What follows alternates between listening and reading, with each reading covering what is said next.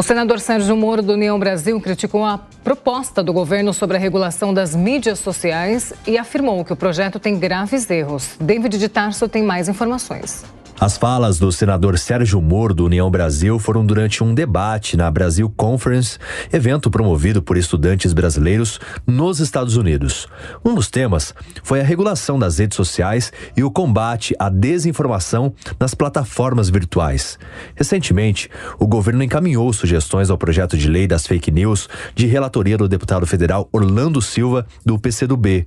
O senador afirmou ver risco de censura na proposta. Segundo Moro, o próprio presidente Lula divulgou uma desinformação grave ao afirmar que o plano do PCC contra ele e outras autoridades seria uma armação do próprio parlamentar. Esse governo atual também já incorreu em desinformação, em ataques.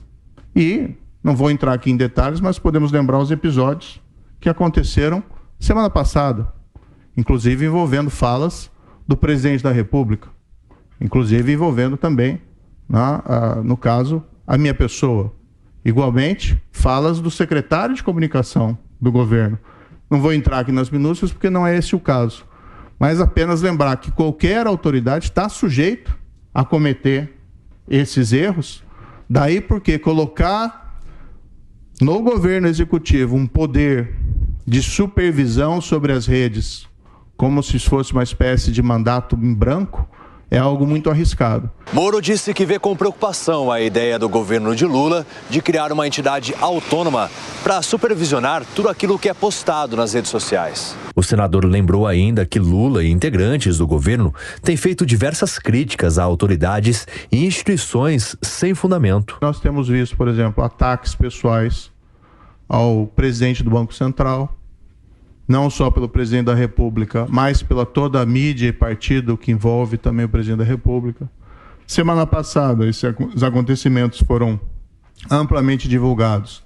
O presidente da República deu uma entrevista referindo-se, dizendo que queria se vingar da minha pessoa e depois utilizou um palavrão impróprio. Aquilo foi tudo uma estimulação de discurso de ódio em partido, em mídia.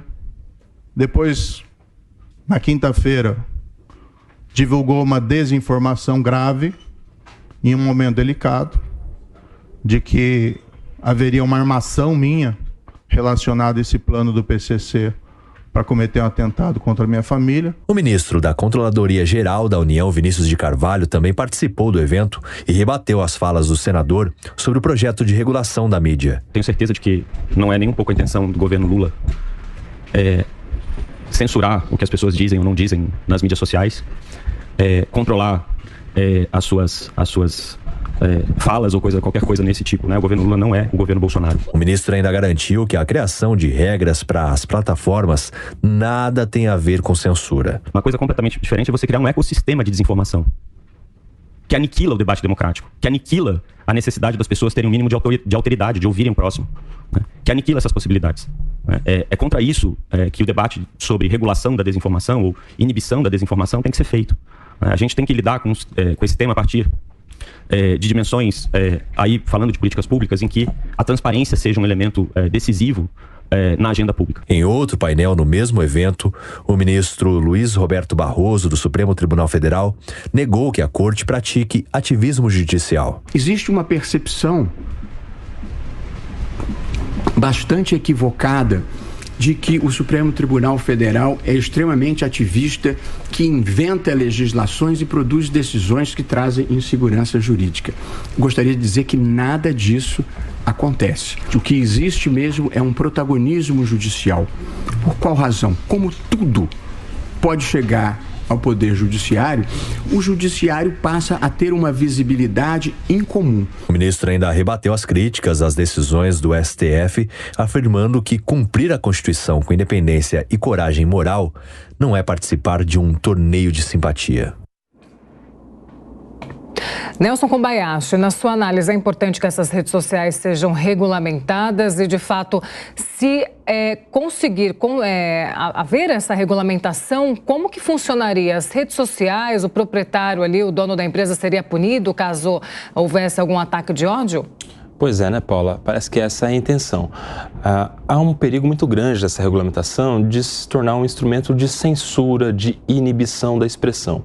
Vamos lembrar que as expressões já são regulamentadas pela lei. O que é calúnia, seja pessoalmente ou seja pela rede social. O que é difamação, seja pessoalmente, seja por carta, por ligação ou pela rede social. Quando há uma proposta de regulamentação, em especial com a intenção de responsabilizar as empresas das redes sociais, há um perigo muito grande, porque parece que o governo ou alguém quer um parceiro no combate à inibição da expressão, o que não faz muito sentido você responsabilizar a rede social pela manifestação, pelo post, pela publicação de um usuário, que é pessoa maior, capaz, responsável pelos seus atos. Seria mais ou menos responsabilizar a empresa de telefonia por uma ofensa que alguém faz a outro por uma ligação telefônica. Ou imagine só alguém que escreva uma carta ofendendo, difamando ou caluniando alguém, envie para outra pessoa e aí quem vai ser responsabilizado? O correio? O carteiro? E por que é que a rede social, que também é só um instrumento de comunicação, deveria ser responsabilizada se em todas as outras hipóteses não faz sentido algum? Enfim, é um projeto muito polêmico que, mais uma vez, a gente precisa ter muita atenção em relação aos limites da liberdade de expressão, da liberdade de imprensa, inclusive, da liberdade de informação.